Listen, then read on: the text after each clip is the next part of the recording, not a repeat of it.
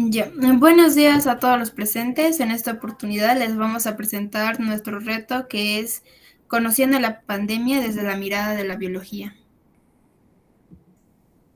Iniciaremos con el tema del sistema respiratorio. El sistema respiratorio está compuesto por dos pulmones y una serie de vías aéreas que conducen el aire hacia los pulmones y desde ellos. Las tres funciones principales del sistema respiratorio son la conducción del aire, la filtración del aire y el intercambio gaseoso, que es la respiración. La porción superior del sistema respiratorio está compuesto por cavidades nasales, senos parasenales, nasofaringe y orofaringe. Se desarrolla a partir de la cavidad bucal primitiva. La porción inferior del sistema respiratorio está compuesta por la laringe, la tráquea, bronquios, con sus divisiones y pulmones. Se desarrolla desde la evaginación ventral del endodermo del intestino anterior. La porción conductora del sistema respiratorio incluye la porción superior del sistema respiratorio, la laringe, la tráquea, los bronquios y la mayoría de los bronquios hasta la porción de los bronquiolos terminales. La porción respiratoria contiene los bronquios respiratorios, los conductos alveolares, los sacos alveolares y los alvéolos. Las funciones del sistema respiratorio son brindar oxígeno a los tejidos y remover el dióxido de carbono. Esas funciones se pueden separar en 4 componentes, que son la ventilación pulmonar, la difusión de gases entre alvéolos y la sangre, transporte de oxígeno y dióxido de carbono. Por último, la regulación de la ventilación. ¿Y qué es la ventilación pulmonar? Se refiere al proceso de inspirar y expirar. La inspiración sucede por la expansión de la caja torácica mediante la contracción del diafragma, que crea una zona de baja presión y precipicia el flujo del aire hacia adentro. Imaginemos un bote de jabón líquido que estamos apretando y que aún tiene un poco de jabón en la boquilla. Cuando la dejamos apretar, ese jabón que aún quedaba en la boquilla es succionado hacia el interior. Para este caso, el pulmón es el bote y la mano que la aprieta sería el diafragma. Las estructuras respiratorias se pueden dividir en dos partes, que son la zona de conducción y la zona respiratoria. Una vez que el aire entra al cuerpo, pasa primero por la zona de conducción. Aquí se calienta, humidifica y filtra el aire para evitar irritación de los sensibles tejidos del tracto y facilitar su difusión a través de las membranas.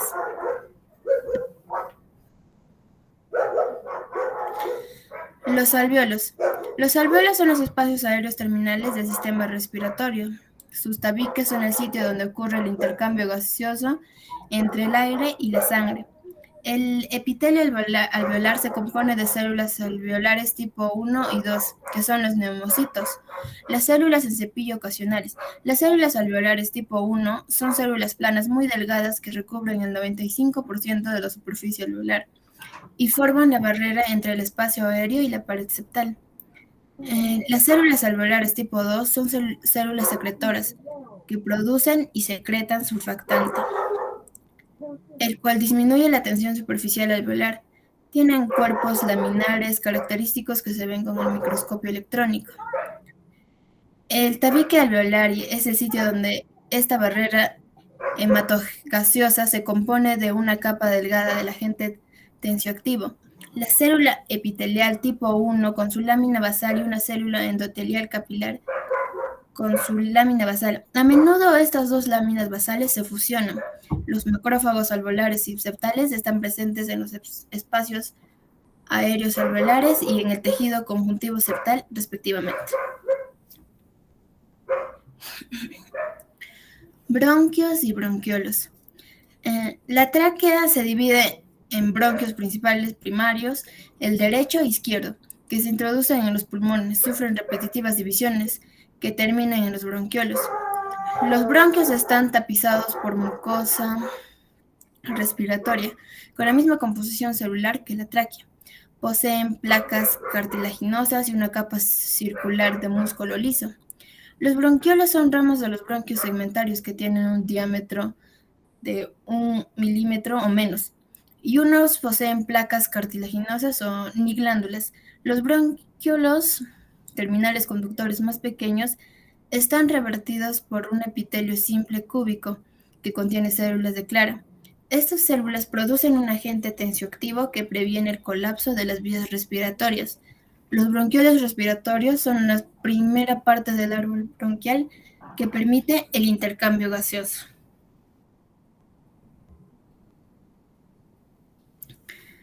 Intercambio gaseoso y los alvéolos. El intercambio de gases sucede en la zona respiratoria. Las estructuras más importantes en esta zona son los alvéolos.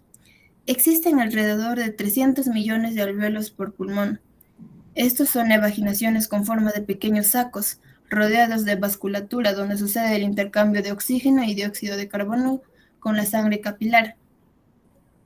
Los gases difunden a través de las membranas alveolares y capilares para llegar a la sangre. Estos alvéolos están recubiertos por fibras elásticas y células epiteliales denominadas neumocitos de tipo 1 y 2. Los primeros son pequeñas células que están por todo el saco y permiten la difusión de gases. Los segundos se encargan de secretar surfactante, una sustancia que rodea al alvéolo y la permite resistir los cambios de presiones que se generan al inhalar y exhalar, evitando su colapso.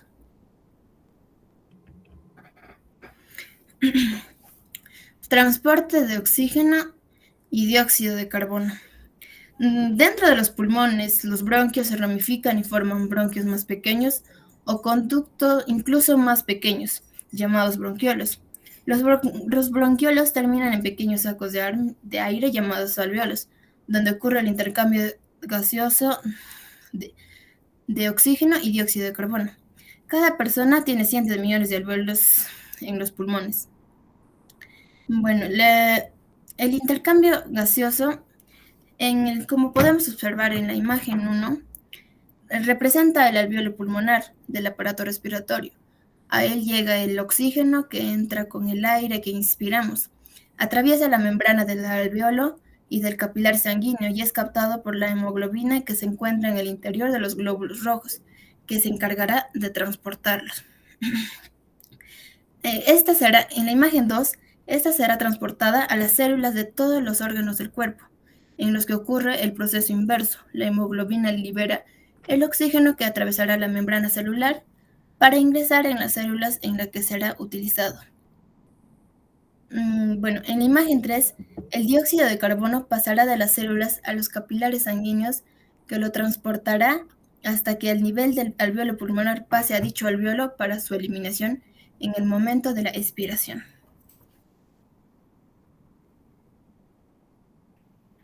COVID-19 y el sistema respiratorio. A pesar de que lo anterior se haya descrito como algo de relativa sencillez, cabe recordar que los procesos respiratorios son esenciales para la vida y dependen en gran parte de los pequeños sacos alveolares, que son más o menos de 200 micrómetros de diámetro. La alteración de este sistema puede llevar a la muerte si no es tratado adecuadamente. A pesar de que alrededor del 80% de infectados por COVID-19 sea asintomático o tenga implicaciones menores, el resto del porcentaje puede sufrir de una neumonía mortal. Habiendo llegado a los pulmones, el SARS-CoV-2 provoca la secreción de mucosa, fluidos y células para combatirlo. Este acúmulo de materia en los alvéolos dificulta la respiración, y especialmente en grupos vulnerables como fumadores, infantes o adultos mayores. Este daño al tejido alveolar se denomina neumonía. Cuando el daño ha sido considerable y los alvéolos están dañados, la falta de surfactante y la presión de fluidos provocan el colapso definitivo de los sacos que llevan a la muerte.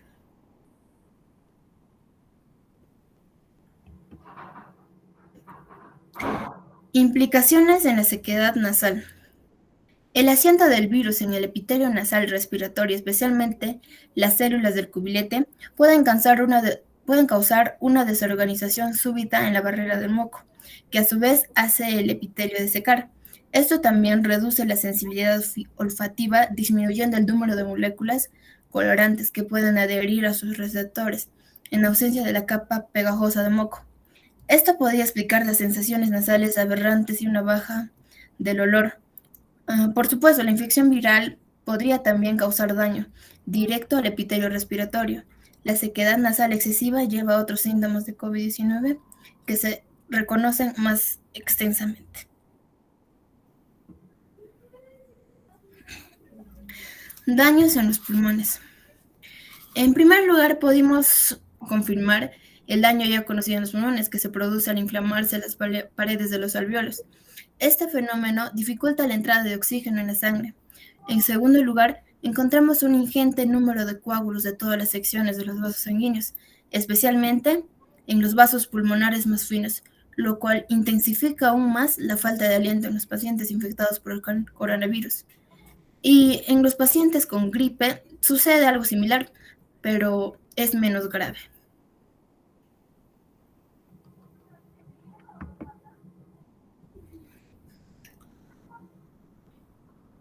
Bueno, continuando con esta exposición vamos a hablar acerca del sistema circulatorio. El sistema circulatorio está formado por vasos sanguíneos que transportan sangre desde el corazón hacia el corazón, desde el corazón hacia todo el cuerpo. Las arterias transportan la sangre desde el corazón al resto del cuerpo y las venas la transportan desde el cuerpo hasta el corazón. El sistema circulatorio lleva oxígeno, nutrientes y hormonas a las células y elimina los productos de desecho, el dióxido de carbono. El recorrido que sigue la sangre siempre va en la misma dirección para que las cosas sigan funcionando como deben funcionar. También cuando hablamos de una función del sistema circulatorio, se encarga, en otras palabras más sencillas, distribuir los nutrientes, oxígeno y recoger los desechos, productos del metabolismo. Cuando hablamos de qué construye tu sistema circulatorio se compone de varias partes, incluyendo el corazón. Este órgano muscular funciona para bombear sangre por todo el cuerpo a través de una eh, intricada red de vasos sanguíneos. Las arterias son estos vasos sanguíneos de paredes gruesas, transportan sangre oxigenada lejos del corazón. Las venas. Estos vasos sanguíneos transportan la sangre desoxigenada hacia el corazón. Los capilares. Estos diminutos vasos sanguíneos facilitan el intercambio de oxígeno, nutrientes y desechos entre tu sistema circulatorio y tus organismos y tejidos. Cuando hablamos del corazón, ¿qué hace el corazón? El corazón es una bomba que suele latir entre 60 y 100 veces por minuto. En cada latido, el corazón envía sangre a todo el cuerpo, transportando oxígeno a todas sus células. Después de distribuir el oxígeno, la sangre vuelve al corazón. Desde ahí la sangre se bombea hacia los pulmones, donde se vuelve a cargar de oxígeno. Este ciclo se repite una y otra vez. Pero hablando un poco más del corazón, ¿cuáles vendrían a ser sus características? El corazón viene a ser un órgano muscular hueco, formado de cono trunco invertido. Tiene un peso aproximado de 250 a 300 gramos. Y está inclinado hacia el lado izquierdo. Ahora vienen a tener tres capas, que vienen a ser el pericardio, el miocardio y el endocardio. Estas están ordenados de afuera hacia adentro. Cuando hablamos del pericardio, viene a ser la primera capa. Bien, es elástica, es fibrosa, serosa. Cuando hablamos de serosa, viene a ser parietal y visceral. Cuando hablamos de la pared intermedia, viene a ser el miocardio. Viene a ser la mayor parte de la pared cardíaca, tejido más importante de la contracción. Cuando hablamos del endocardio, viene a ser la capa más interna del corazón. Recubre toda la superficie interna. Cuando hablamos de la sangre, es la célula madre que produce tres tipos principalmente de células sanguíneas, que son los glóbulos rojos, los glóbulos blancos y las plaquetas. Los glóbulos rojos, también denominados hematíes o eritrocitos, los glóbulos blancos, también denominados leucocitos, y las plaquetas, llamadas también trombocitos. Estas vendrían a ser las células, pero cuando hablamos de la sangre también tiene proteínas, que viene a ser la hemoglobina, que principalmente sirve para el transporte, las albuminas y las fibrinógeno, el fibrinógeno.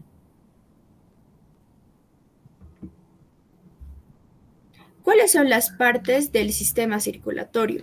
Existen dos recorridos que parten del corazón. La circulación pulmonar es un circuito de corto recorrido que va del corazón a los pulmones y viceversa. La circulación sistémica transporta la sangre desde el corazón al resto del cuerpo y luego la lleva de vuelta al corazón. Cuando hablamos de una circulación pulmonar, viene a ser la arteria pulmonar es una gran arteria que sale del corazón, se ramifica en dos y lleva la sangre del corazón a los pulmones. En los pulmones la sangre recoge oxígeno y elimina dióxido de carbono, y la sangre regresa al corazón a través de venas pulmonares.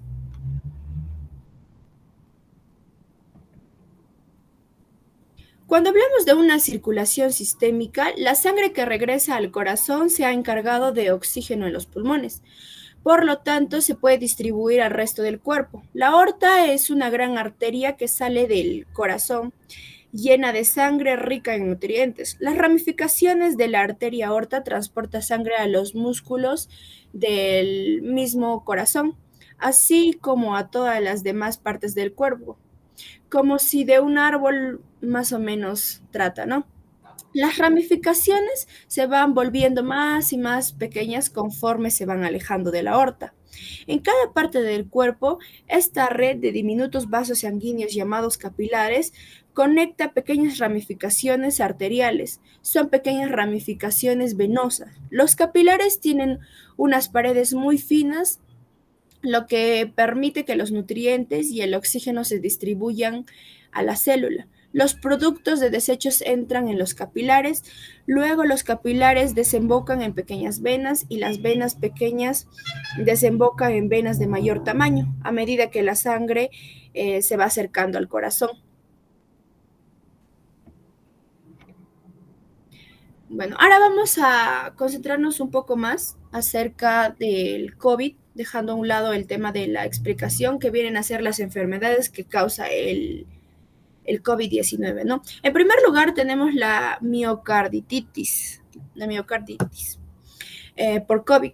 El virus puede dañar el músculo cardíaco haciendo que sus fibras musculares se inflamen, lo que conoce como miocarditis. Esto se produce por una mezcla de mecanismos, pero fundamentalmente por la respuesta inmune de nuestro organismo para defendernos del COVID-19.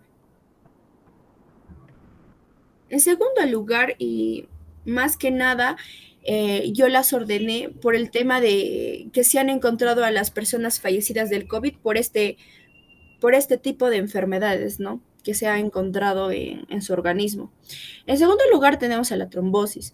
Como se ha comentado, la reacción inmune mediada por el coronavirus y otros virus desequilibra la balanza de la coagulación sanguínea, a veces hacia cuadros hemorrágicos, como ocurre con la fiebre, hemorragia, pero también al contrario, como sucede con la infección por COVID, hacia la formación de coágulos sanguíneos. Bueno, en tercer lugar tenemos las arritmias cardíacas. La disminución de oxígeno en la sangre causada por la neumonía vírica puede ser el desencadenamiento de arritmias, generalmente supraventriculares, que entre comillas podemos considerar benignas.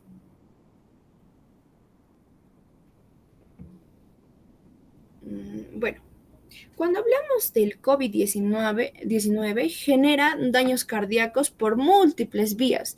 Lógicamente, pacientes con enfermedades de corazón previas tienen más riesgos de sufrir descompensaciones. En pacientes con corazón previamente sanos, pero con hipertensión arterial, diabetes u otros factores de riesgos, el virus puede ser el desencadenamiento de una cardiopatía, ¿no? Ahora, también cuando hablamos de un corazón sano, tenemos que hacer más ejercicios porque así el corazón se vuelve más grande, ¿no? Y puede resistir a esta enfermedad. Otro aspecto también viene a ser que los hombres de la costa tienen más grande el corazón que los de la sierra. Y en ese caso, yo estaba averiguando y hay una relación entre el corazón, la circulación y el COVID-19, que dice que los diversos estudios internacionales están dando cuenta de la relación que hay entre el órgano principal del aparato circulatorio que viene a ser el corazón y el COVID-19. El virus no hace estragos en los pulmones, también hace, causa mucho daño en el sistema circulatorio. Según, según el doctor Julio Aldana, una de las pesquisas que empezó a dar inicio sobre los efectos de la COVID-19 en el corazón fue la publicación por JAMA Cardiology, en la que participan 416 pacientes contagiados con la actual coronavirus en Hyundai, China, de los cuales el 19,7% presentan lesiones cardíacas durante la hospitalización. Afección común en pacientes con este virus y que está asociada a un mayor riesgo de mortalidad. La detección de este signo se caracteriza por la elevación de la troponina. Una proteína en altas porciones representa daño para el sistema circulatorio. Bueno, también los investigadores encontraron anomalías cardíacas en un 78% de los pacientes. Un 60% reportó miocarditis o inflamación del músculo cardíaco, lo que reduce la capacidad del corazón de bombear y producir ritmos cardíacos rápidos o anormales, que vienen a ser las arritmias. Y el 76% de los analizados mostró elevaciones de troponina, indicios de cambio de funciones en este organismo.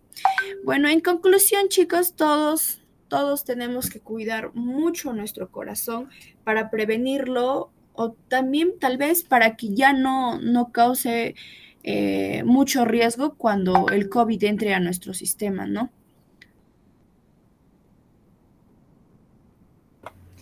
Continuando con la exposición, hablaremos de inmunidad, órganos linfoides. Como bien sabemos, el sistema inmunitario es una red compleja de células, órganos y tejidos que trabajan en conjunto para defendernos de los microorganismos y sustancias tóxicas que podrían enfermarnos, como los hongos, parásitos, bacterias y virus que están presentes en el mundo que nos rodea. Es algo así como un microejército que combate enemigos externos. Los órganos que conforman este sistema en términos generales son los órganos linfoides primarios, secundarios y el tejido asociado, que para algunos autores es considerado un órgano terciario. En primer lugar, analizaremos los órganos primarios, que son los más importantes, y dentro de este grupo tenemos a la médula ósea y el timo. En la médula ósea encontramos una variedad de células como los linfocitos, solo por dar un ejemplo. Entonces, ¿qué células crea y por qué razón las crea? Bien, iniciamos con los linfocitos, como yo lo había mencionado. Se producen en la médula ósea. Estos se encargan de producir anticuerpos, principalmente los linfocitos B, para combatir las infecciones causadas por virus como el COVID-19, que ingresan por las membranas mucosas. El número de linfocitos aumenta en respuesta a estas invasiones y en general hay dos tipos principales, el linfocito B y el linfocito T. Monocitos. Los monocitos maduros tienen una esperanza de vida en la sangre de solo 3 a 8 horas, pero cuando se mueven hacia los tejidos se convierten en células más grandes llamadas macrófagos. Los macrófagos pueden sobrevivir en los tejidos durante largos periodos de tiempo, en lo que se destruyen las materias extrañas para el cuerpo. Granulocitos son los principales tipos de glóbulos blancos, es decir, neutrófilos, eosinófilos y basófilos. La médula ósea almacena una gran reserva de granulocitos maduros. Es así que por cada granulocito que circula dentro de la sangre puede haber cerca de 50 y 100 células esperando en la médula ósea para ser liberados en la torrente sanguínea. Plaquetas. La médula ósea produce plaquetas en un proceso conocido como trombopoyesis, y precisamente las plaquetas son necesarias para que la sangre coagule. Asimismo, también ayuda para aislar la infección. El siguiente órgano primario es el timo, un órgano pequeño en la parte superior del tórax, justo detrás del esternón. Es el principal lugar de maduración de los linfocitos T, pues que hay muchos tipos diferentes de células T y realizan una serie de funciones como parte de la inmunidad adaptativa, mediada por células en donde las células T ayudan a las células B a producir anticuerpos contra las bacterias invasoras. A diferencia de las células B, algunas células T huyen y destruyen los patógenos directamente después de unirse al antígeno en la superficie. Pues como recordarán, siempre los primeros linfocitos que atacan serán los linfocitos NK. De ahí seguirán entonces los linfocitos T. Y los linfocitos B necesitan que les presentes el antígeno para que generen anticuerpos. Ahora hablaremos sobre los órganos linfoides secundarios.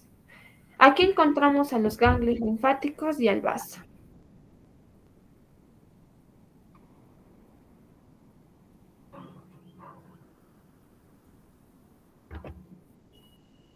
Se preguntarán, ¿qué es un ganglio?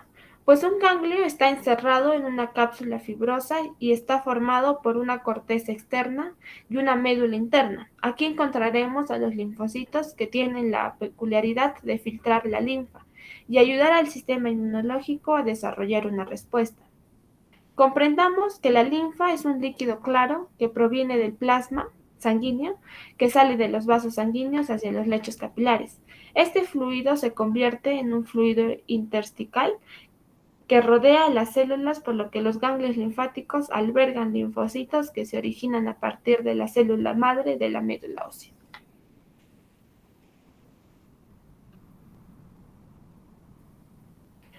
Ahora continuamos con la otra estructura, el vaso. Pues el vaso es otro órgano que se encuentra ubicado en el lado izquierdo de la cavidad abdominal, debajo del diafragma. Al igual que el anterior, es un filtro para la circulación linfática y también actúa como almacenamiento y liberación de ciertos tipos de células inmunitarias. La pulpa blanca del vaso contiene elementos linfáticos típicos como células plasmáticas, linfocitos y nódulos linfáticos, llamados folículos. Ahora, otra estructura importante son los centros germinales en la pulpa blanca que sirven como sitios de producción de linfocitos.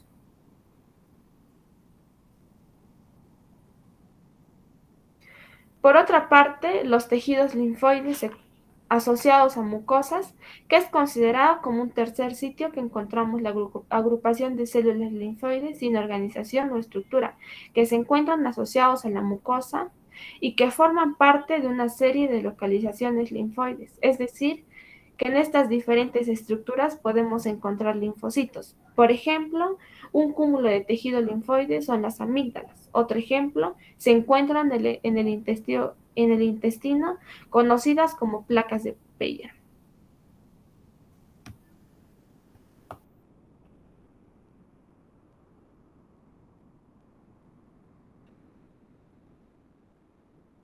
Continuando con la exposición, vamos a entrar al tema de tipos de inmunidad.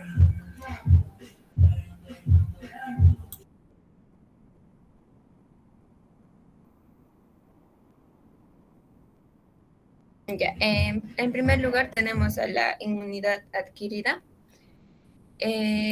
No es congénita, se aprende. El proceso de aprendizaje comienza cuando el sistema inmunológico de una persona encuentra invasores extranjeros y reconoce sustancias no naturales, o sea, antígenos. Ahora, se denomina también inmunidad específica porque dirige su ataque a un antígeno específico que se ha encontrado con anterioridad. Sus rasgos característicos son la capacidad para aprender, adaptarse y recordar. La inmunidad adquirida necesita tiempo para desarrollarse tras entrar en contacto con un antígeno nuevo. Después el antígeno es recordado y las respuestas posteriores a ese antígeno son más rápidas y más efectivas que los que produjeron después de la primera exposición.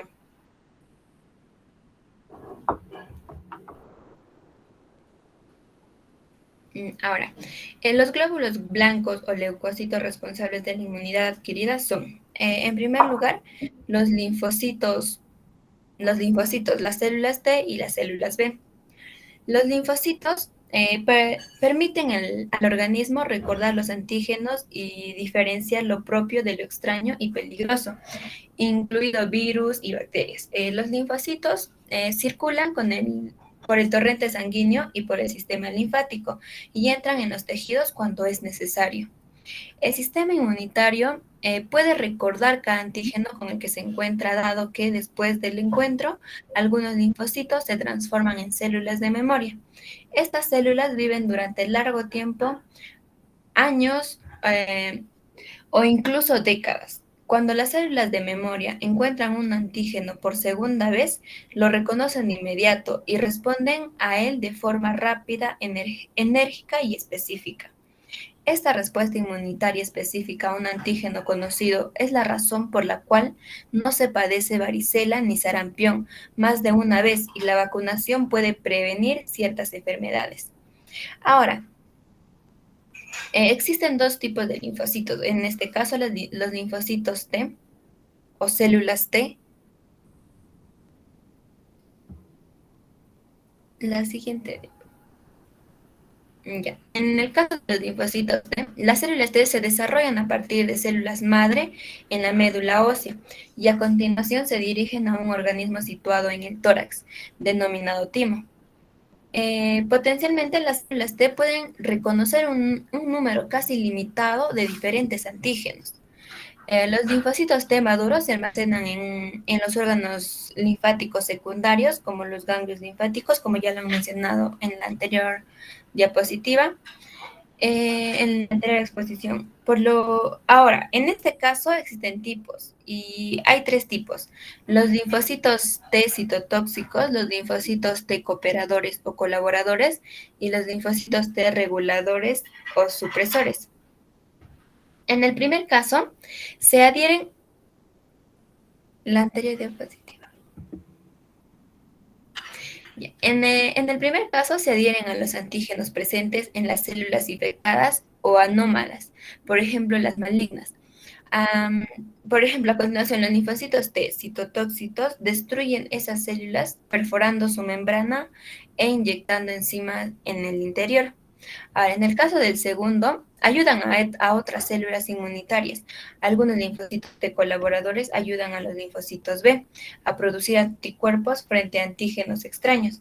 Otros ayudan a activar los linfocitos T citotóxicos para que destruyan las células infectadas o anómalas.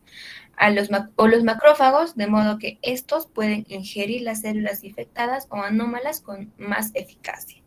En el caso del tercero, producen sustancias que ayudan a poner fin a la respuesta inmunitaria o en algunos casos a evitar que se produzcan ciertas respuestas nocivas.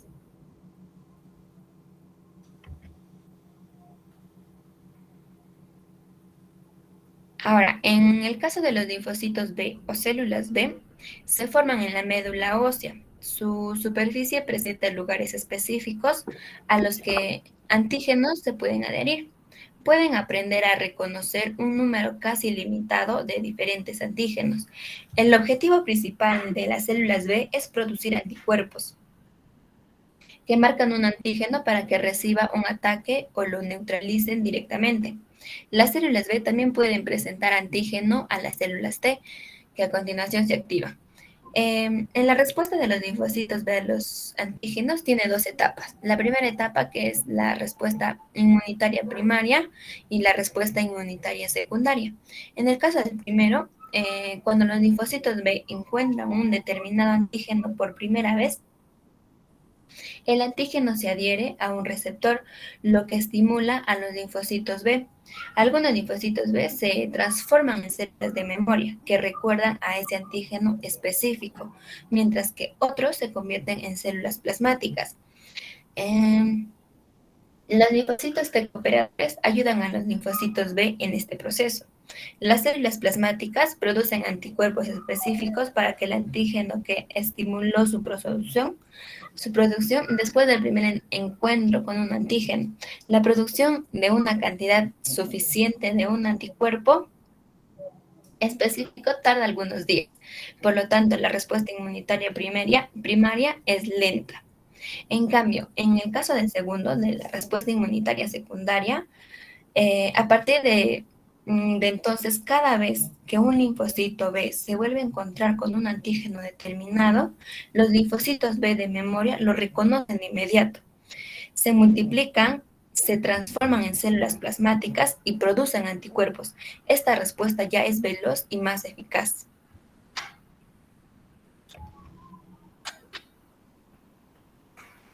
Ahora tenemos a las células dendríticas. Las células dendríticas residen en la piel, en los ganglios linfáticos y en tejidos de todo el organismo. La mayoría de las células dendríticas son células presentadoras de antígeno, es decir, ingieren, procesan y presentan antígenos, lo que facilita que los linfocitos T cooperadores reconozcan el antígeno. Las células dendríticas también presentan los fragmentos de antígeno a los linfocitos T en los ganglios linfáticos. Ahora, los linfocitos T y B se activan después de la presentación de antígenos. Ahora, en el caso de las citocinas, son las mensajeras del sistema inmunitario. La detención de un antígeno activa la producción de citocinas por los glóbulos blancos, o sea, los leucocitos, y por otras células del sistema inmunitario. Existen muchas citocinas diferentes que afectan a distintas partes del sistema inmunitario. En primero, ciertas citocinas estimulan la actividad, actúan sobre ciertos tipos de glóbulos blancos para que sean más eficaces en su acción destructiva y atraigan a otros glóbulos blancos a la zona conflictiva. Ahora, otras citocinas inhiben la actividad, lo que permite poner fin a una respuesta inmunitaria. Algunas citocinas denominadas interferones interfieren en la reproducción de los virus.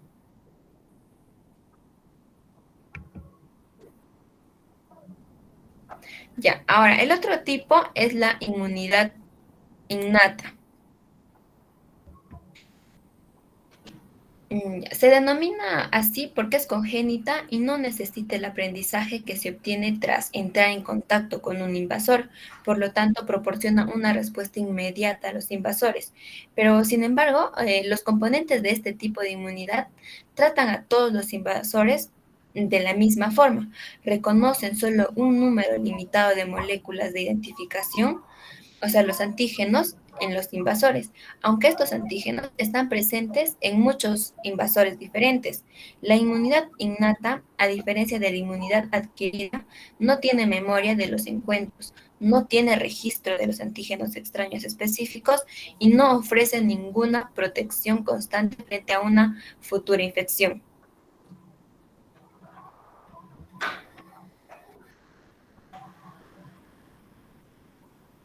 Ahora, los glóbulos blancos que intervienen en la inmunidad innata, en primer lugar, son los monocitos y los macrófagos. Los macrófagos se desarrollan a partir de un tipo de glóbulo blanco denominado monocito.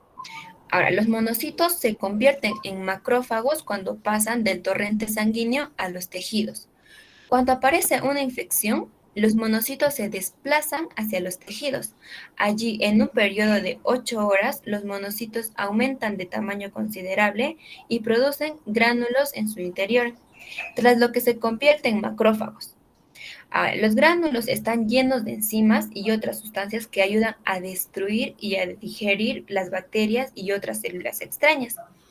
Los macrófagos permanecen en los tejidos e ingieren las bacterias, las células extrañas, las células dañadas y muertas.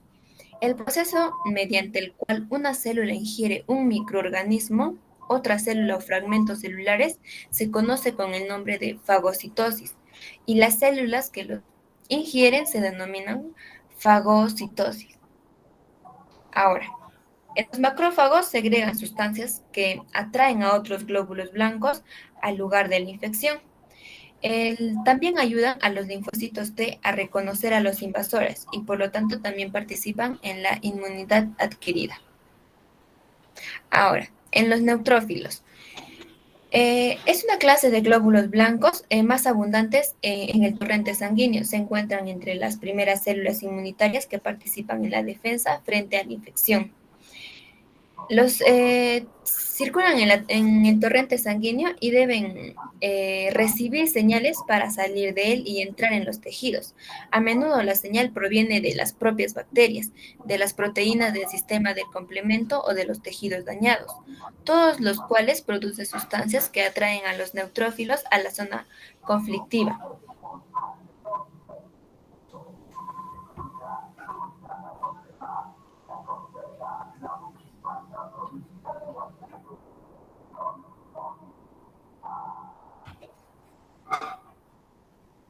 Siguiente diapositiva.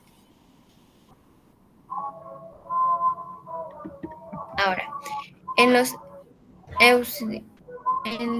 eosinófilos pueden ingerir bacterias, pero también atacan a células extrañas que son demasiado grandes para poder ingerirlas. Contienen gránulos que liberan enzimas y otras sustancias tóxicas cuando encuentran células extrañas. Estas sustancias perforan las membranas de las células atacadas. Los eosinófilos circulan en el torrente sanguíneo, pero son menos activos contra las bacterias que los neutrófilos y los macrófagos. Una de las funciones principales consiste en adherirse a los parásitos y facilitar así que puedan inmovilizar y puedan ser destruidos. Ahora, los eosinófilos ayudan a destruir las células cancerosas. También producen sustancias químicas implicadas en la inflamación y en las reacciones alérgicas. Cuando se padecen alergias, infecciones parasitarias o asma, el torrente sanguíneo presenta más eosinófilos que cuando no sufren estos trastornos. Ahora, en los basófilos. Los basófilos no ingieren células extrañas, contienen gránulos llenos de histamina, una sustancia que participa en las reacciones alérgicas. Cuando los basófilos encuentran alérgenos, o sea, antígenos que causan reacciones alérgicas, liberan histamina. En ese momento se libera histamina. La histamina aumenta el aporte de sangre a los tejidos dañados, lo que da lugar a hinchazón o inflamación.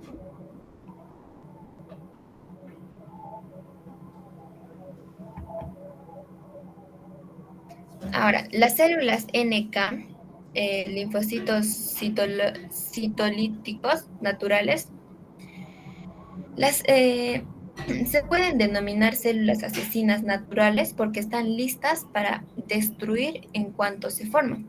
Estos linfocitos reconocen las células infectadas o cancerosas, se adhieren a ellas y después liberan enzimas y otras sustancias que dañan las membranas externas celulares de esas células. Son importantes en la defensa inicial frente a las infecciones víricas. Ahora, en el caso de los mastocitos están presentes en los tejidos. Su función se asemeja a los de los basófilos en la sangre. Cuando detectan un alérgeno, liberan histamina, además de otras sustancias implicadas en las reacciones inflamatorias y alérgicas.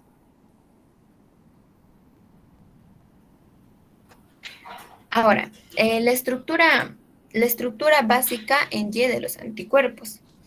Básicamente, una molécula de anticuerpo tiene forma de Y. Consta de dos partes, la parte variable y la parte constante. En la parte variable, esta parte varía de un anticuerpo a otro, según qué antígeno sea el objetivo del anticuerpo. El antígeno se adhiere a la parte variable. Pero ahora, en la parte constante, esta parte es una de las 5 estructuras distintas que determinan el tipo de anticuerpo. Por ejemplo, la inmunoglobulina G, la inmunoglobulina M, la inmunoglobulina D, la inmunoglobulina E o la inmunoglobulina A. Esta parte es la misma en cada tipo.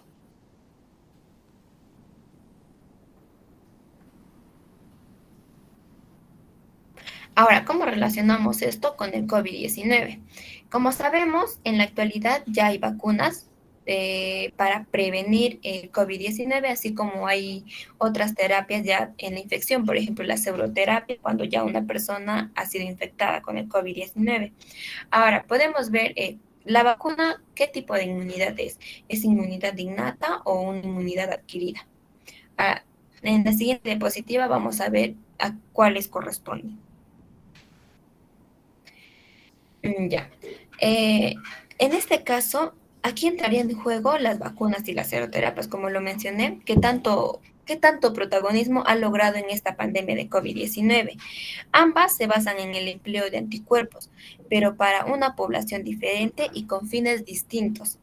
Por ejemplo, la seuroterapia para tratar infectados y la vacunación para prevenir la infección en personas que no han pasado la enfermedad, que no han sido infectadas con este virus. Ahora, la seuroterapia se trata de un tratamiento pasivo en el que no se induce una respuesta, sino que se emplean los anticuerpos presentes en el suero de personas recuperadas de la COVID-19.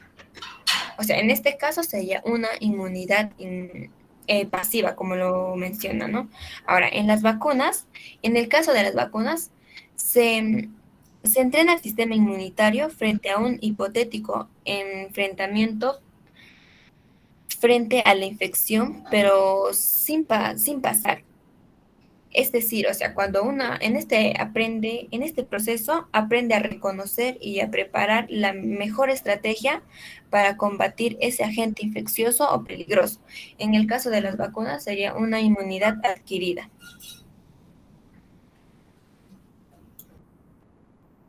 Ahora vamos a ver el sistema digestivo. El sistema digestivo o también aparato digestivo, se encarga de transformar los alimentos sometiéndolos a una serie de procesos mecánicos y químicos para liberar sus principios básicos. Luego, estos son absorbidos y transportados por la sangre a todos los rincones del organismo para obtener de ellos los materiales y así también destinar la energía a formar los tejidos y garantizar las funciones vitales. El tubo digestivo. El tubo digestivo está formado por un largo tubo que atraviesa todo el organismo desde la boca hasta el ano. Cada sector constituye un auténtico órgano con unas funciones propias de cada una. Para estas acciones, las porciones del tubo están perfectamente coordinadas entre sí para degradar los alimentos que siguen el recorrido, absorber los principios nutritivos básicos resultantes del proceso digestivo y finalmente expulsar al exterior los residuos no asimilables. Primero tenemos la boca, donde los alimentos comienzan a movilizarse a través del tracto gastrointestinal. Cuando una persona, por ejemplo, come y tal vez cuando una persona también traga, vemos que la lengua empuja los alimentos hacia la garganta, donde se genera un pequeño colgajo de tejido que es llamado epiglotis. Este se pliega sobre la tráquea para así evitar que la persona se ahogue y así los alimentos pasan al esófago. Tenemos como número 2 la faringe. Y también tenemos el esófago, donde una vez que la persona comienza a tragar, el proceso se vuelve más automático, donde el cerebro envía señales a los músculos del esófago y la peristalsis, ahí es donde se empieza. También tenemos el estómago como número 4, donde después de que los alimentos ingresan al estómago, los músculos del estómago mezclan los alimentos y el líquido con jugos digestivos. Como número 5 tenemos el hígado. El número 6, como observamos, tenemos la vesícula biliar. La número 7, que vendría a ser la páncreas. La número 8, que viene a ser el duodeno. El intestino grueso como número 9. El intestino delgado como número 10. Y que viene a ser el número 11, el recto. El intestino grueso, los productos de desecho del proceso digestivo incluyen partes no digeridas de alimentos, líquidos y a su vez también las células viejas del revestimiento del tracto intestinal. El intestino grueso absorbe agua y cambia los desechos de líquidos a heces. En el intestino delgado, los músculos del intestino delgado mezclan los alimentos con jugos digestivos de páncreas, el hígado e intestino, donde empujan la mezcla hacia adelante para continuar el proceso de digestión. En el recto, como número 11, es el extremo inferior, como observamos en la parte última, del intestino grueso. El recto almacena las heces hasta que se empuja fuera del ano durante la ejecución. En la boca, el movimiento particular en sí es masticar. Los jugos digestivos que son añadidos son la saliva. Aquellas partículas de alimentos que son descompuestos químicamente son los almidones y también algunos tipos de carbohidratos. En el esófago, el movimiento principal es la peristilasis. Aquellos jugos digestivos que son añadidos, ninguno. Las partículas de alimentos que son descompuestos químicamente también, ninguno. En el estómago, el movimiento principal es que el músculo superior en el estómago se relaja para permitir la entrada de los alimentos e inferior que a su vez se mezclan con el jugo digestivo. Los jugos digestivos que son añadidos son las enzimas digestivas y algunos ácidos estomacales. En las partículas de alimentos que son descompuestos químicamente son las proteínas. Tenemos también el órgano del intestino delgado, donde ya lo mencioné que su movimiento principal es la peristilasis, y en los jugos digestivos que son añadidos es el jugo digestivo del intestino delgado, y los alimentos que son descompuestos químicamente son aquellos carbohidratos, proteínas y harinas. En las páncreas, el movimiento principal no es ninguno. Aquel jugo digestivo que podrían ser añadidos es el jugo pancreático, y los alimentos que son descompuestos químicamente son los carbohidratos, las grasas y las proteínas. En el hígado el movimiento principal es ninguno. En el jugo digestivo que son añadidos es la bilis, y en los alimentos descompuestos químicamente son las grasas. Tenemos etapas del proceso digestivo. Primero uno es la ingestión. Los alimentos son triturados por los dientes y mezclados con la saliva. El número 2 es la digestión. Las enzimas de los jugos descomponen los nutrientes en moléculas más sencillas. Número 3 es la absorción. Las moléculas sencillas atraviesan las paredes del tubo y a su vez son transportados por la sangre. 4, tenemos la asimilación, donde las células utilizan los nutrientes para obtener energía o fabricar nuevas moléculas. Número 5, la defecación. Las sustancias no digeridas o no absorbidas son eliminadas por el ano. Tenemos las características del intestino delgado. Aquí, como observamos en la imagen, es la sección transversal del intestino, donde observamos la capa submucosa, la capa mucosa, la capa serosa y la capa muscular. El intestino delgado, como ya lo dije, es un tubo de unos 7 o 8 metros aproximadamente, y cuya pared se distingue en 4 capas, con una capa mucosa que tapiza la superficie interna y provista de multitud de glándulas y células secretoras. Una capa submucosa, como observamos en la imagen, donde es situada por debajo de la anterior y provista de una extensa red de vasos capilares sanguíneos y linfáticos. Una gruesa capa muscular, donde es responsable de los movimientos del órgano, y una capa serosa que recubre el tubo por fuera. También tenemos la función del intestino delgado. que lo comparé en este caso con la clara de huevo. ¿Pero por qué? En el intestino delgado se completa la digestión de los alimentos procedentes del estómago, que son degradados a sus componentes básicos, y se produce la absorción o asimilación de la mayor parte de los nutrientes, así liberando ese proceso, con el fin de que en el interior del intestino delgado los alimentos son sometidos a la acción química de diversas enzimas. Algunas de ellas es producida por minúsculas glándulas presentes en la propia pared intestina y otros procedentes del páncreas y del hígado, cuyas secreciones son variables en el duodeno, donde la primera porción del órgano. Tenemos la mucosa intestinal. Las características de la mucosa intestinal: primero, la capa mucosa que tapiza el interior del intestino delgado tiene unas características especiales destinadas a aumentar la superficie de contacto con los alimentos y favorecer así la absorción de los nutrientes. Por un lado, la mucosa presenta numerosas y diminutivas proyecciones hacia la luz del órgano, denominadas vellosidades intestinales, o también compuestas por una delgada capa de células. Por otro lado, la superficie de las propias células que integran dichas vellosidades tienen un borde semejante a un cepillo, como lo observamos en la imagen, y también son con numerosas formaciones semejantes a pelos que se denominan microvellosidades intestinales, que aún más la superficie de absorción de los nutrientes. Mecanismos de la absorción intestinal. Observamos la luz intestinal de las bolitas dándose a la célula intestinal. Observamos el transporte activo, el transporte pasivo y por último la pinocitosis.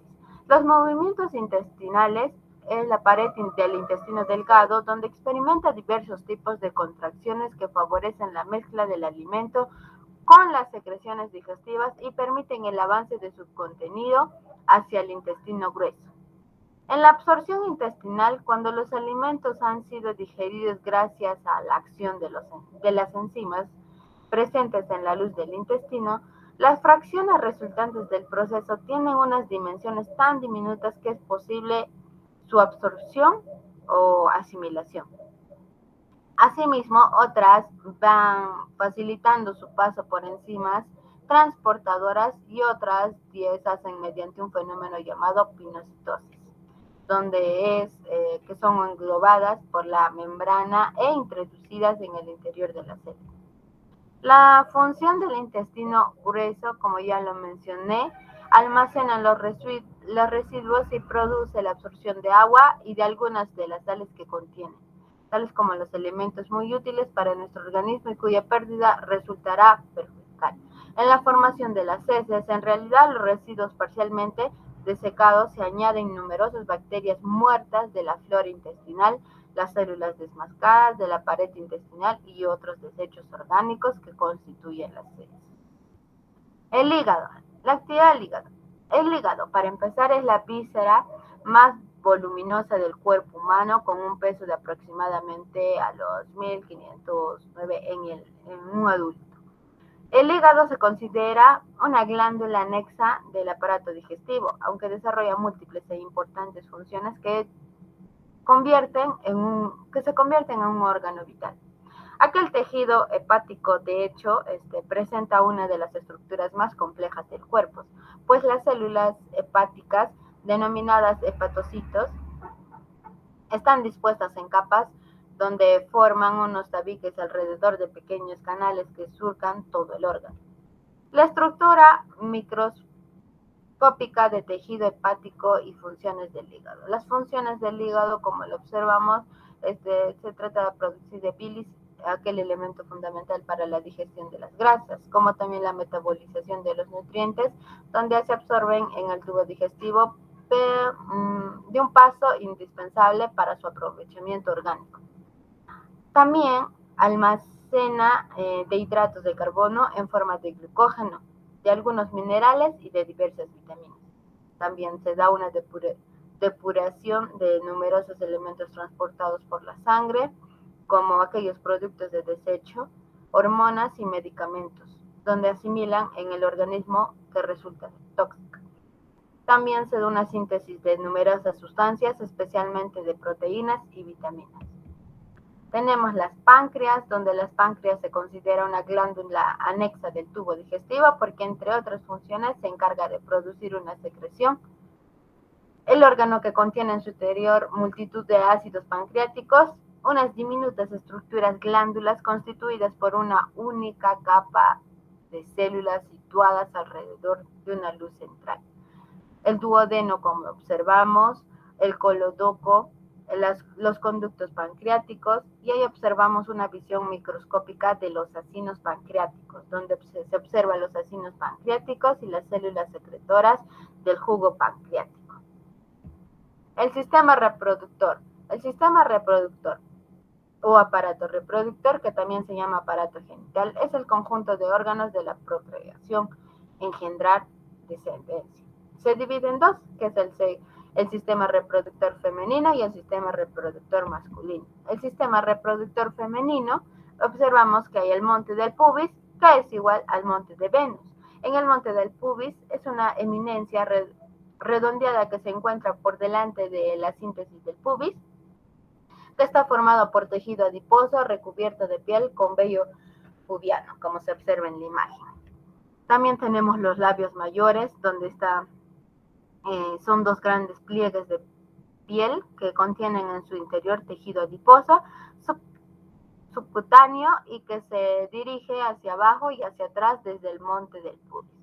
También tenemos los labios menores. Los labios menores son aquellos delicados pliegues de piel que no contienen tejidos adiposos subcutáneos ni están cubiertos por vello, pero que sí poseen glándulas sebáceas y sudoríparas. Los labios menores se encuentran entre los labios mayores y rodean el vestíbulo de la vagina. Como se observa en la segunda imagen, un labio mayor, el labio menor, y también observamos la uretra y el introito vaginal. El vestíbulo de la vagina, como observamos en la imagen, es aquel espacio situado entre los labios menores y en el que se localizan los orificios de la uretra, como ya lo mencioné, de la vagina y de los conductos de la salida de las glándulas vestibulares mayores. También tenemos la clítoris, donde es un pequeño órgano cilíndrico compuesto por tejido eréctil que se agranda al rellenarse con sangre durante la excitación sexual. Tiene de 2 a 3 centímetros aproximadamente de longitud y está localizado entre los extremos anteriores de los labios menores. También tenemos los bulbos del vestíbulo, donde los bulbos del vestíbulo son dos masas alargadas de tejido eréctil de unos 3 centímetros aproximadamente de longitud y que se encuentran situadas a ambos lados del orificio vaginal. Estos bulbos están conectados con el glande de clítoris por unas venas. En los bulbos de vestíbulo observamos las glándulas de Starr y también el orificio uretral, el cuerpo cavernoso, el pilar de clítoris y el orificio vaginal. Aquí observamos unas imágenes representativas del sistema reproductor femenino, cada una numerado como la trompa uretina, y observamos en la imagen que está más arribita del ovario. El sistema reproductor masculino. Tenemos los testículos, donde estas son suspendidas dentro del excretor por el cordón espermático. Estas producen las células germinales masculinas o espermatozoides, y las hormonas sexuales masculinas o andrógenos constituyen las gónadas masculinas y a su vez tienen el mismo origen embriológico. También tenemos los epididimos, donde tiene un cuerpo que consiste en el conducto del epidímino, que está muy contornado y en donde los espermatozoides son almacenados para pasar las etapas finales de su maduración, como observamos en la imagen. También tenemos el escroto. El escroto es un saco cutáneo exterior que contiene los testículos y está situado en el posterior inferiormente en relación al pene e inferiormente en relación a la síntesis del pubis. También tenemos donde es el pene, erección, la eyaculación y el semen. Pero no olvidemos que el pene es el órgano de la copulación en el hombre. Sirve de salida común para la orina y el semen o líquido seminal, donde consiste en un cuerpo y una nariz. Los conductos deferentes son unos tubos musculares de pared gruesa que comienzan la cola del epidemio de cada lado y terminan en el conducto eyaculador. Acá observamos unas imágenes representativas del sistema reproductor masculino, enumerados cada uno. También tenemos el sistema endocrino. El sistema endocrino está conformado por órganos y glándulas que secretan hormonas, las cuales son sustancias encargadas de regular y o transportar un mensaje químico a cierto órgano o células del cuerpo. A su vez, permite cumplir las funciones corporales. También se encuentran en íntima relación con el sistema nervioso, el sistema digestivo, la médula ósea y otros órganos. El sistema endocrino se compone de células endocrinas aisladas, glándulas endocrinas y el tejido endocrino. Las glándulas endocrinas representan, junto con el sistema nervioso, los dos grandes sistemas coordinadores del organismo, pues esto de los componentes del sistema endocrino son los encargados de la síntesis y secreción de mensajeros químicos, que son denominados hormonas que se distribuyen por el organismo a través de la corriente sanguínea para actuar a nivel de órganos blancos en específicos. Observamos en la imagen. También vemos las glándulas endocrinas propiamente dichas, que incluyen 1. La hipófisis, 2. La glándula pineal, 3. La glándula tiroides, 4. Las glándulas paractoides, 5. Páncreas, 6. Glándulas suprarrenales y 7. Ovarios y por último los testículos. Ahí en la imagen observamos cada una indicando el lugar correcto de cada glándula endocrina que dichamente incluye. También tenemos el sistema nervioso. ¿Qué es? El sistema nervioso es una red compleja de estructuras especializadas, que es el encéfalo, la médula espinal y nervios, que contienen como misión controlar y regular el funcionamiento de los diversos órganos y sistemas, coordinando así su interrelación y la relación del organismo con el medio externo. El sistema nervioso está organizado para detectar cambios en el medio interno y externo. Así, de esta manera, evaluar esta información y responder a través de ocasiones o tal vez sea cambios en músculas o glándulas. El sistema nervioso se divide en dos grandes subsistemas. 1, el sistema nervioso central y 2, el sistema nervioso periférico. En el sistema nervioso central el encéfalo consta de 4 partes principales, que es el tronco del encéfalo, el cerebro, el diencéfalo y el cerebro. Ahí observamos el cerebro, que está indicando con el número A, dentro de ello la corteza y el cuerpo calloso. En la B tenemos el diencéfalo, donde está incluido el tálamo, la epífisis y hipotálamo. En el número C observamos el tronco del encéfalo, donde se encuentran dentro el meséfalo, el protuberancia y el bulbo raquídeo. Y por último, en la 9 observamos el cerebelo. Tenemos la dominancia cerebral. Aunque los hemisferios de derecho e izquierdo son razonablemente simétricos, existen muchas diferencias funcionales entre ellos, debido a que a pesar que comparten muchas funciones, también estas se especializan en otras. Así, existe una dominancia del hemisferio izquierdo en el lenguaje hablado y escrito, habilidades numéricas y científicas, también como el razonamiento. En el sistema nervioso periférico, nerviosos espinales, los nerviosos espinales o raquídeos y sus ramas comunican el sistema nervioso central con los receptores sensoriales, también los músculos y las glándulas. Estas fibras constituyen el sistema nervioso periférico. Aquellos 31 pares de nervios espinales salen de la columna a través de los agujeros de confusión, excepto el primero que emerge entre las atlas y el hueso occipital. Como observamos en la A, tenemos las vértebras cervicales, que son enumeradas del 1 al 7, También tenemos en la B plexo branquial y así obtenemos hasta la letra N. El sistema nervioso autónomo, en realidad en generalidades, el sistema nervioso autónomo o vegetativo inerva el músculo liso, el músculo cardíaco y las glándulas, junto con el sistema endocrino, donde controlan de forma inconsciente la homeostasis del medio interno.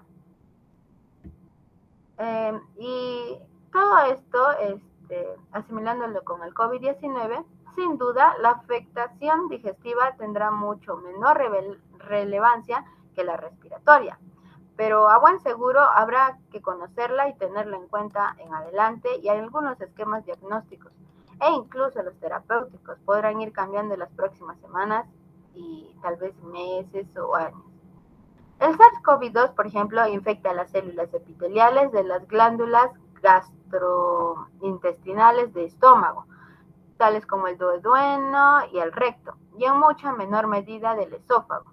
La detección positiva continua del ARN viral en las heces sugiere que los viriones infecciosos son secretados por las células gastrointestinales infectadas por el virus.